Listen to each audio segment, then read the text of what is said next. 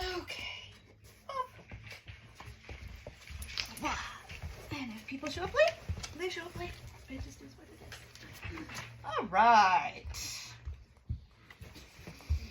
So we're going to drop in. We're going to connect deep to the earth. Take several deep breaths in through your nose. And out with a in through your nose. One more time.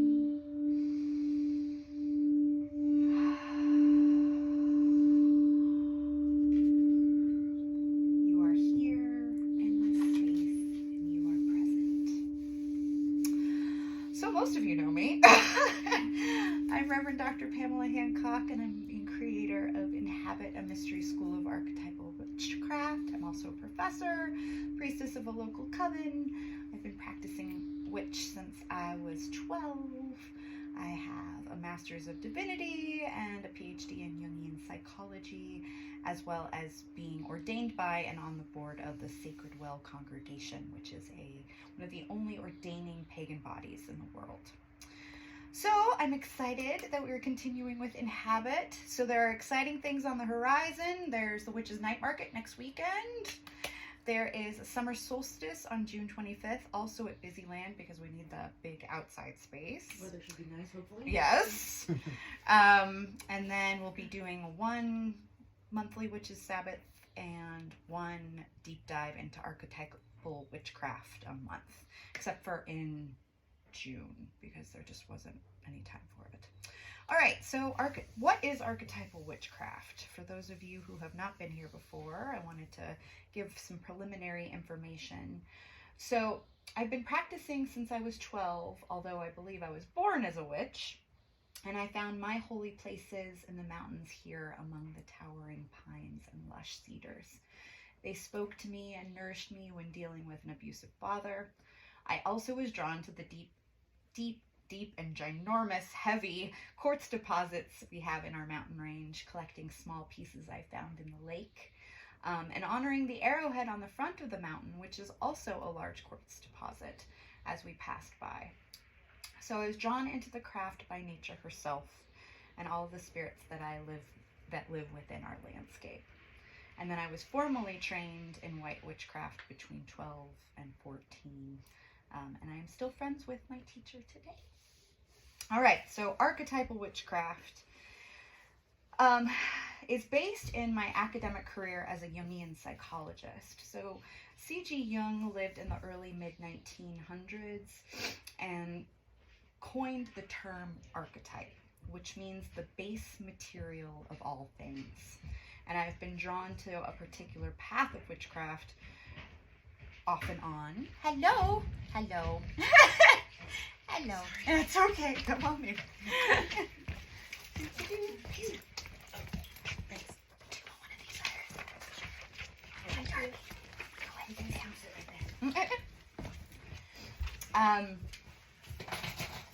So as I've never been drawn to a particular type of witchcraft, but have been trying to decipher the common denominators between many traditions, I thought it was about time to bring this type of wisdom into the world about witchcraft. So the foundational facets of all forms of witchcraft, thus the archetypal aspects about the tradition, is because it has drawn its power from these well-worn pathways seared into our collective unconscious. So if you imagine a stream bed and all the little rivulets that are left behind after a really deep rain, those are like the archetypal patterns, okay? And so those rivulets make up different aspects. And so the bedrocks of witchcraft include totemic objects, which we went over last time, which are tools, amulets, crystals, altar items, sound, so drums, rattles, singing bowls, voice, the mythic. So a lot of different witches work with a lot of different types of energies. So I had to kind of include them all into one particular facet. So the mythic is like folklore, journeying to meet guides, working with divinities, ancestors, the fae. which is one of the like deep-rooted pieces of like druid magic and things like that.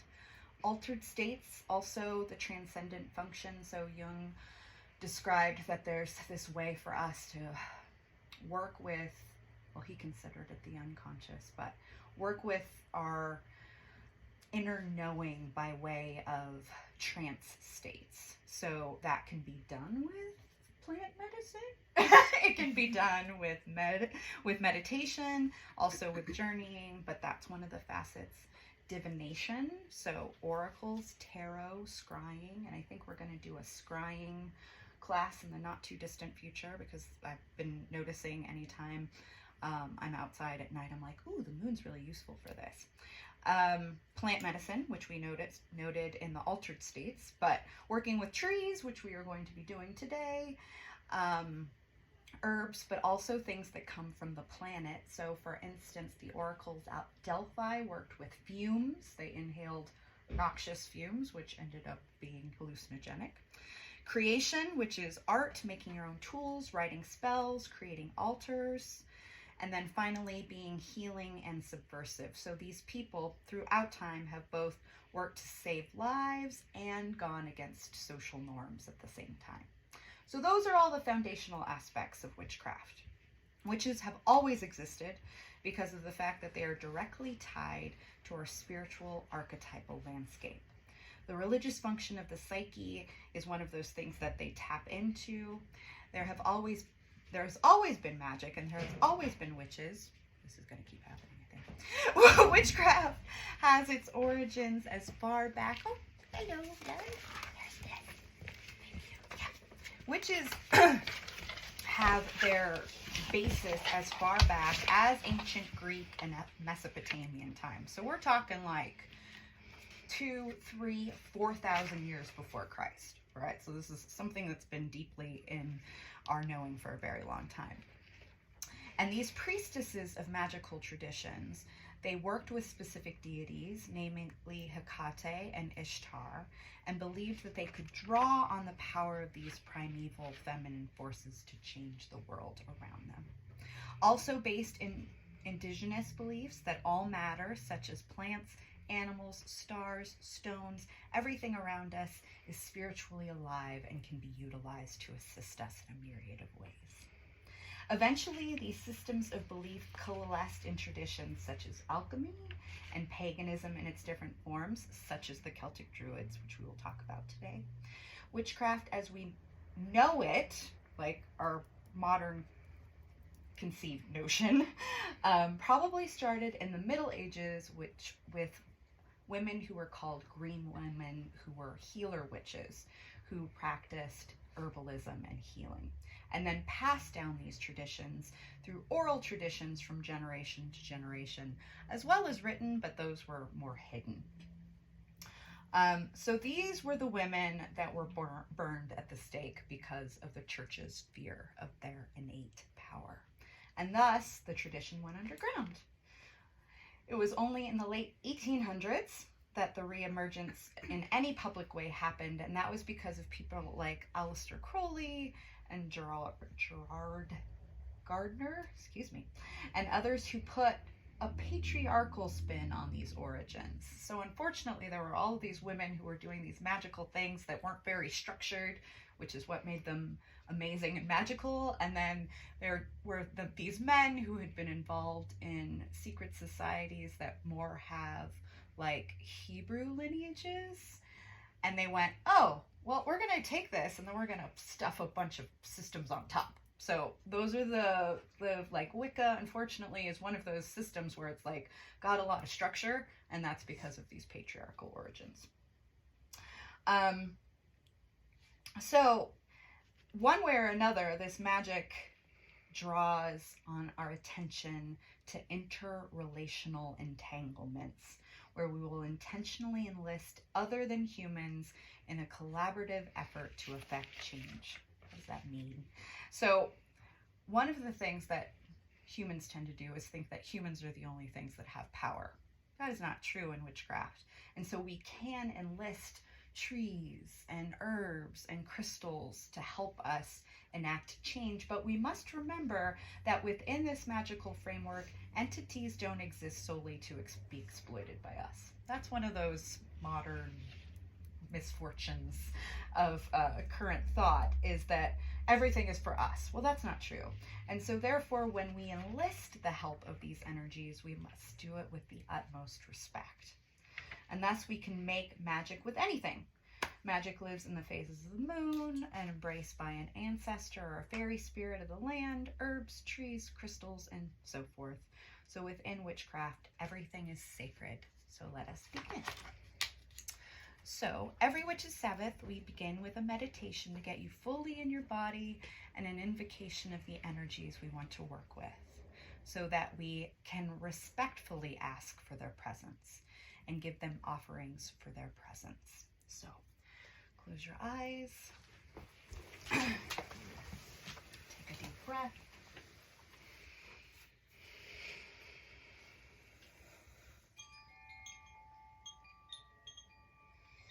Allow that breath to go deep into your belly.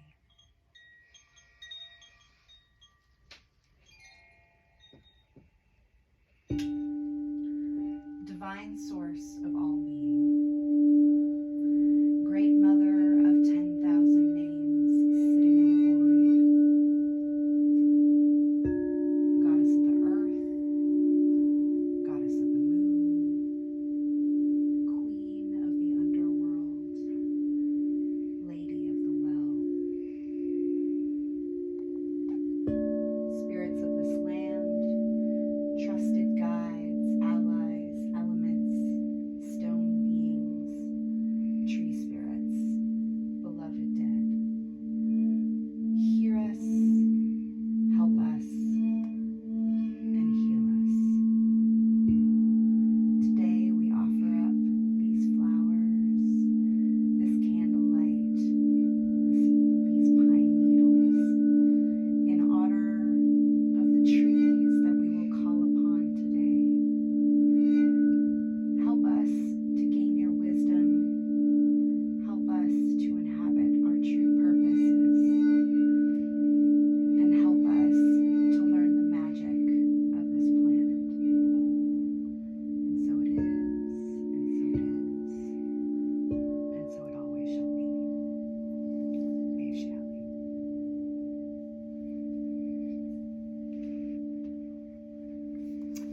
All right.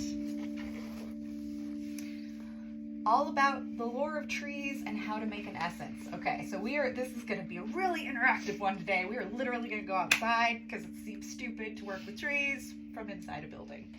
So, but before we do that, I'm going to explain a little bit about trees. And dude, this is like a lot. Like to condense this into just a short little blurb was very difficult because tree lore comes from everywhere. Like everywhere. So I brought some books that actually I shared with Elise. She's going to order them. I can show you them afterwards, which I used just for this today. But there are so many guides. So let me just explain. All right. My primary study of trees came during my deep dive into Druidry that occurred when I was working on my master's degree. So having Celtic roots, I wanted to connect to that part of my lineage in a more authentic way, and therefore joined a Druid grove called Raven's Cry in Los Angeles. I also studied the writings of Philip Cargome, who's a really good resource, and Ross Haven, two prolific Druid writers who have shaped the reemergence of this ancient tradition. So the Celts also have a tree alphabet called the Ogam, which is an early medieval alphabet used primarily to write early Irish language. And each letter is assigned a tree or a plant name and can be used in divination like Scandinavian runes. So this is another one of those like cross-pollination things. So however, working with trees comes with also with scientific information. So for instance, I don't know if any of you have heard of this book, but there is I think he's Japanese doctor called Dr. Keen Lee, who wrote the book on forest bathing. So like even science is getting in there. They're like, oh, there's really great benefits to being out in the forest. So, as well as witchcraft traditions such as Hecatian witchcraft, which I'm studying right now, and virtually all forms of herbalism. So, and there's herbalism, as Tiffany I'm sure knows, like everywhere, right? Like there's traditions that come from every culture. This is a massive, massive, massive topic, and I have several books which I'll let you see later. So today, our knowledge, however, is going to be felt instead of academic. So this is what we're going to do. Okay. Today I'm going to teach you how to make a tree essence, which I would like you to create at home over the coming weeks. Then we will do our ritual, which is called listening to trees, which you can then incorporate into your own personal practice with your essence. Okay. So on those little handouts, I know it's really small, but it was the only way I could fit everything on here. So it literally tells you how to make an essence on here. So let me explain what essences are first. So essences are a magnificent way to connect to the spiritual energy of trees, because unlike making a tincture, which really extracts the medicinal qualities of an herb, essences are more just infusing the magical properties of a tree into water. Okay. So we are actually going to go out and gather items to make these essences, which is exciting. There's a lot of great trees, and for the trees that I don't know what they are, we got busy. I'm very glad that you're here. So here's some background. Healers since ancient times have turned to trees for remedies and wisdom. All plants have archetypal characteristics and distinct personalities. They are not verbal per se, but rather contain energetic currents that can communicate with us. As humans, our primary methods of perception are through words, images, feelings, and bodily experiences, while the spirits of trees communicate with us through energy currents. So the messages are often symbolic and require we figure out the meaning, hence us not doing all of this today, because it's not like we could make the essence, sit with the tree, take the time to get a message, take the time to decipher the message in 45 minutes. It's just impossible. So creating an essence from a tree can help you tap into these messages through regular use and communion. This is done by first meeting the type of tree that you are interested in working with, then making the essence and using it daily to speak with that species of your choice. So personally, I work deeply with pine, cedar, and oak, as those are the primary trees around my house. And I've brought my ponderosa pine and cedar essences for you to taste later. You just use a drop, so I brought a little dropper. And what's interesting about those, and still strange to me, because it's not like there's that much plant material used, they both taste completely different. It's completely strange. They're made with the same brandy, but they taste completely different. Okay. So, in your order of servants, how to make an essence. So, for work with trees or plants that may not be safe to consume, this allows you to work predominantly with the magical properties of the plant. To create an essence, gather as many parts of the plant as you can into a small jar. So, bark, branches, needles, leaves, cone pieces, pollen, flowers, anything that you can grab. Unfortunately, I don't have anything flowering right now because everything's still asleep, but you can still do it with a sleepy tree. And so you're going to allow it to sit for 3 days and 3 nights in sunlight, in a window, or outside where sunlight and moonlight can both penetrate the water. And we are heading up to a full moon, so this is excellent to start today. Okay. Allow it to sit for 3 days and 3 nights, and after that, remove the plant material, and I suggest using distilled water or spring water, and as we have a bazillion springs right now, I highly recommend going to one of the running streams that we have to use for this.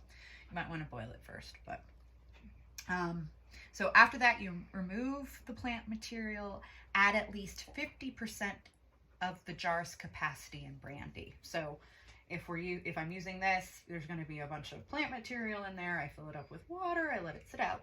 take out all the plant material, and then at least 50% of this entire container I would also put brandy into. So brandy kills any of the microbes, and also is one of actually the most ancient forms of liquor there are. So it also has magical properties from that perspective. So what would end up happening would be that I would then probably put it in a larger container. Okay. So use several drops a day in your tea or under your tongue. Drops can be used in spells and other magic, and that'll be something that you talk to the tree about. Okay, so you're going to do that part on your own, but we're going to gather your tree parts today. Okay, so the ritual itself. So both Druid traditions and Hecatian witchcraft, there is a system for meeting and listening to trees. I'm going to explain it to you now, and then we're going to go outside, and then I'm going to say it really loud. So because don't try to not go outside of the parking lot, but I'm pretty loud. So the neighbors around are going to be like, what the fuck? But I'm going to lead you through it again after we go outside. Okay. So this is what we do. Okay. We paying attention? As you approach the tree, breathe in deeply, allowing the energy to move into your lungs and permeate your body. So you're going to walk up to the tree, you're going to inhale deeply, and you're going to soften your gaze, okay? On your exhale, offer your living, life-giving force back to the tree, because they have that reciprocity anyway, right?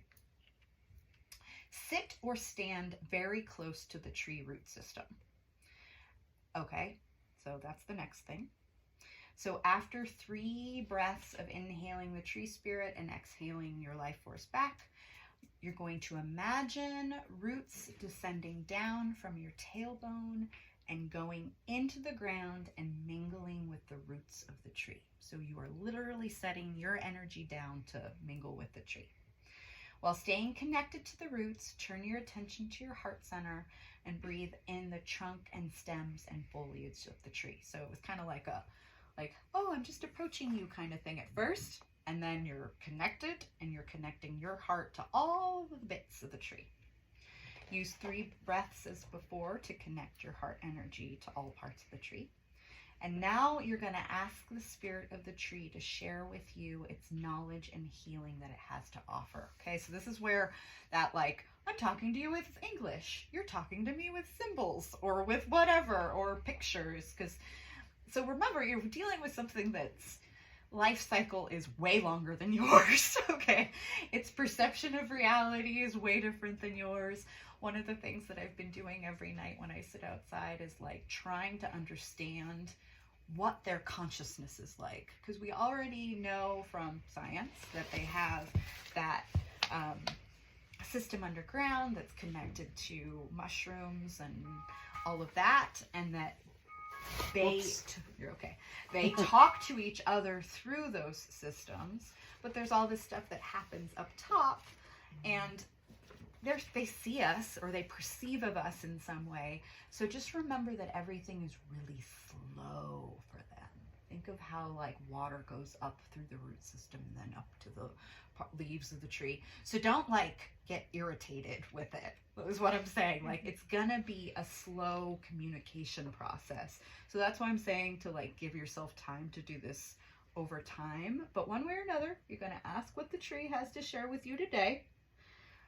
All right, and then as you can continue to connect with the breath and listening for the messages it has for you, this may not happen right away, but after that, when you are ready, ask the tree permission to take some of its bark, branch pieces, needles, cones, etc.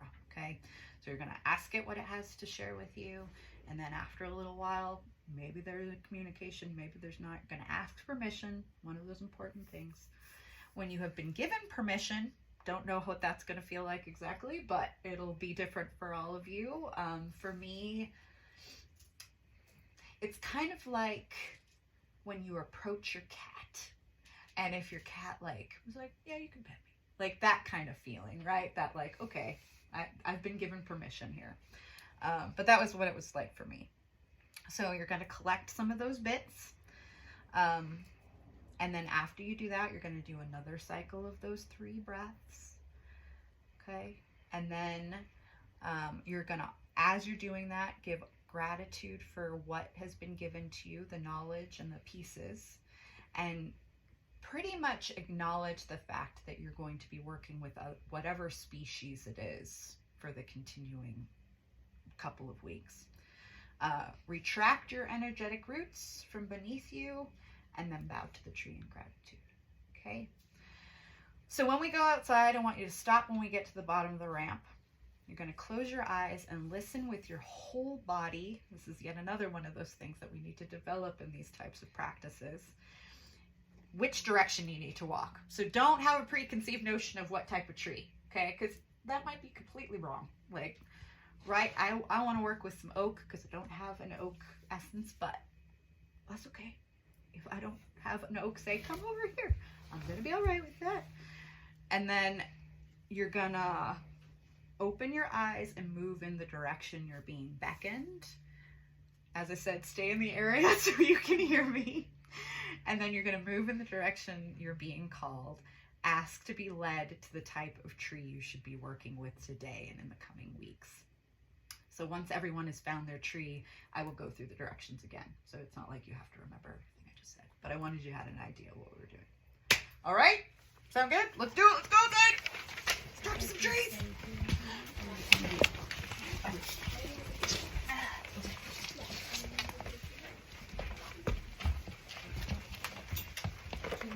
going to do this at home.